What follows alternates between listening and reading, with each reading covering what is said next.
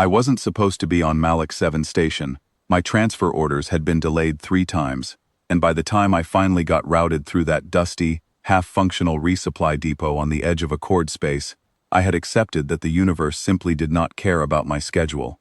I was a corporal, a medic, the kind of person who exists in the background of important events, patching up the people who actually matter, while someone else gets the credit. That was fine by me.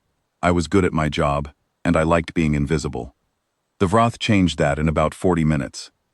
Their strike came without warning, the way their strikes always do.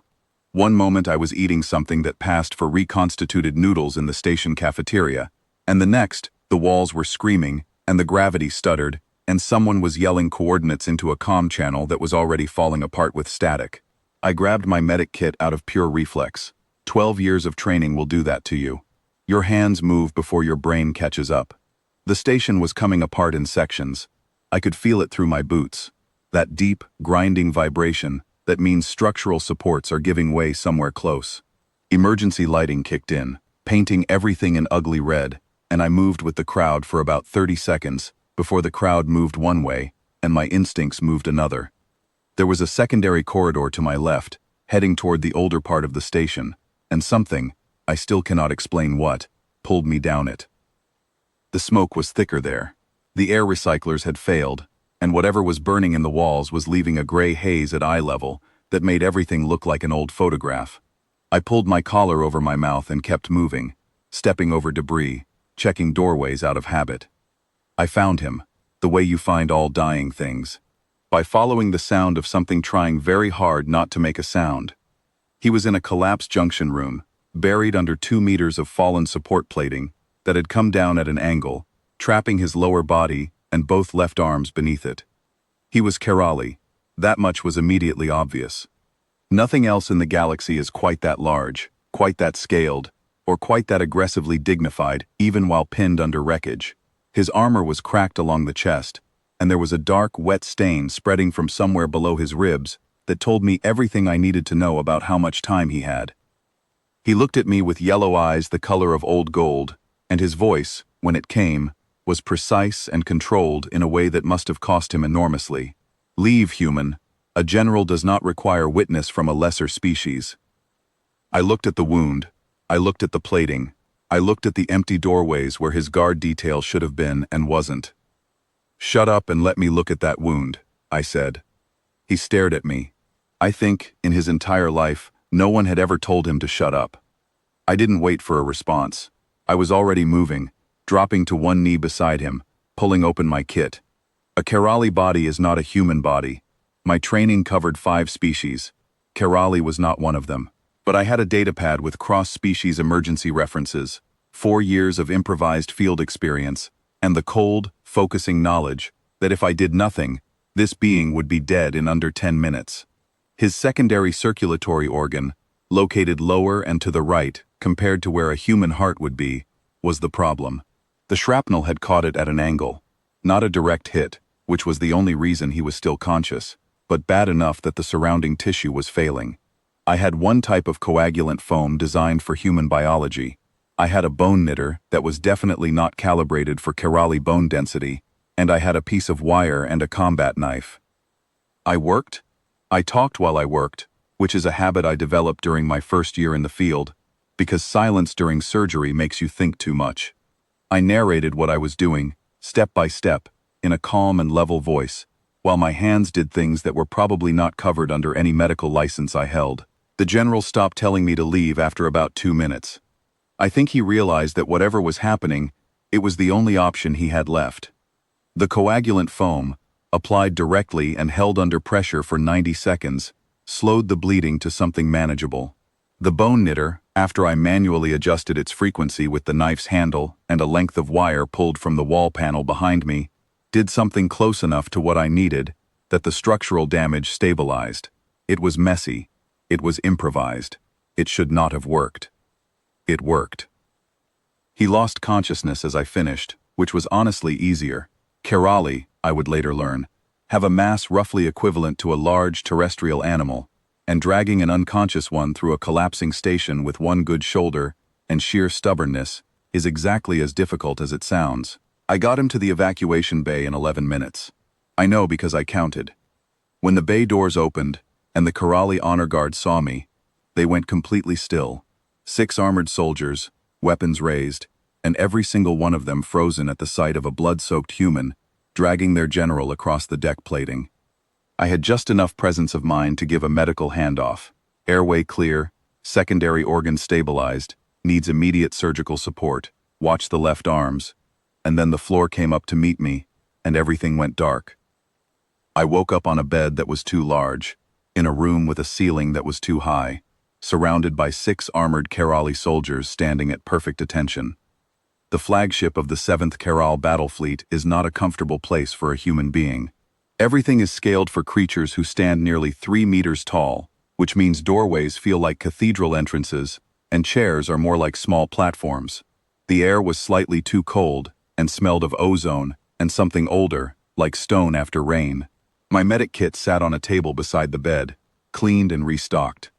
Someone had added supplies I didn't recognize. Kherali medical equipment, placed carefully alongside my own. Sub-Commander Yerva informed me that I was a guest of the fleet. She was younger than the others, formal in the way of someone who has studied formality rather than grown up with it, and visibly uncertain about how to interact with a human who had somehow become the most politically complicated person on the ship.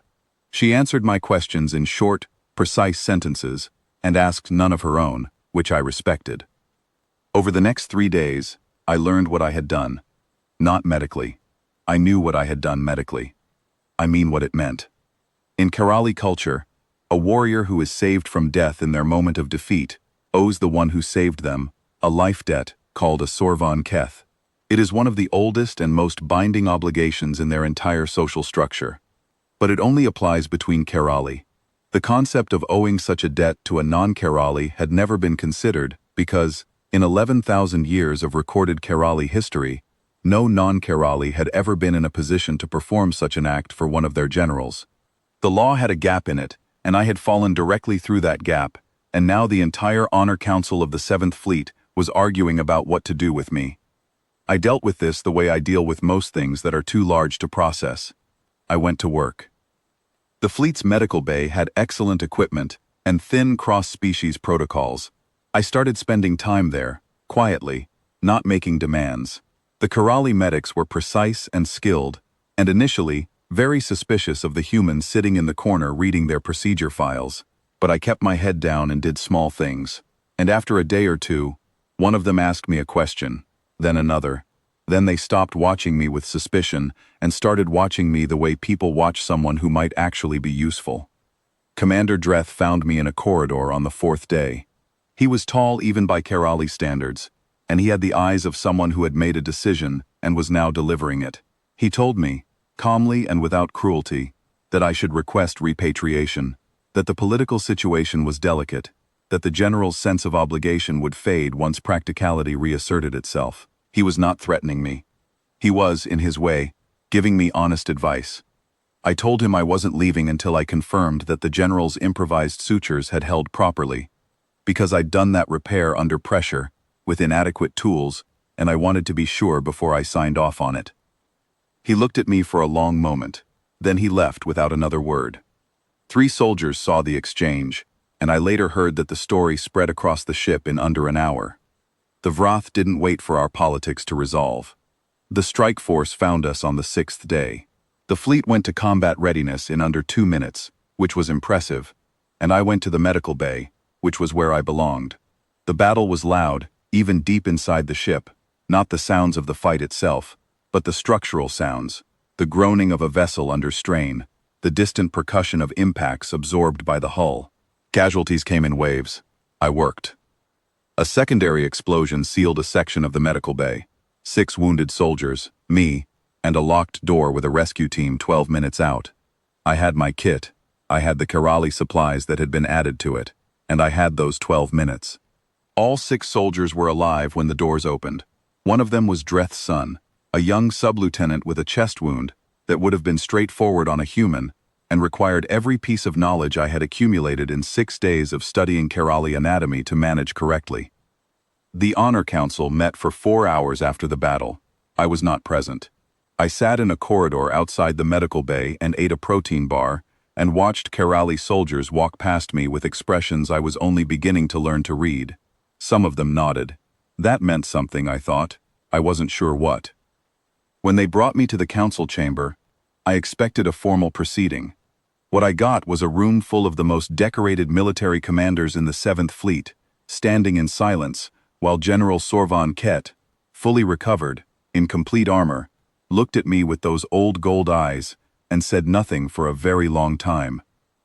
Then he spoke, and Yerva translated in a quiet voice beside me, and the words landed in the room like something dropped from a great height.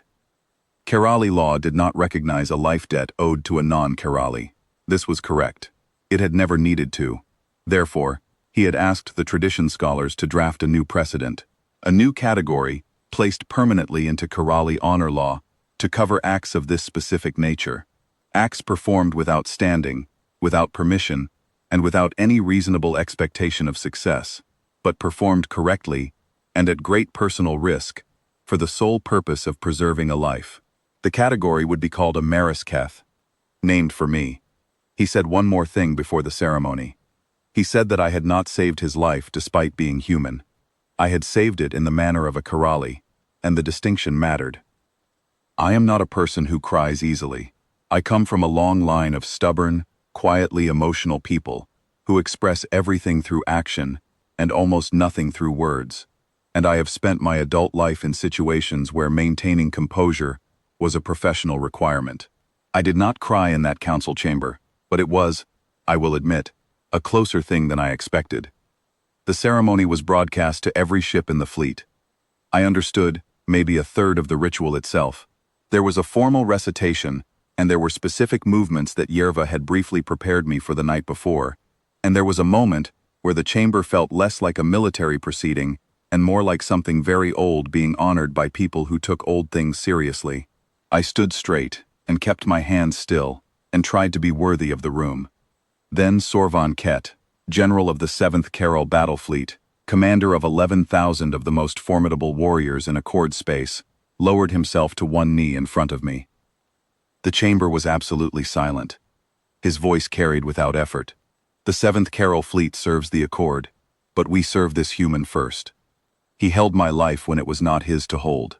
It is his now, and so are we. His honor guard knelt, then the commanders, then, ship by ship, across the entire fleet, on every screen and speaker that carried the broadcast, 11,000 soldiers knelt. I am a corporal from a small town in Manitoba. The last time I checked my bank account, I had $200 in it. I had a medic certification, a kit that had seen better days, and a completely ordinary human life that had produced no exceptional results, until one particular Tuesday, when someone needed help, and I happened to be there. I stood in front of 11,000 kneeling warriors, and felt something that I did not have a word for.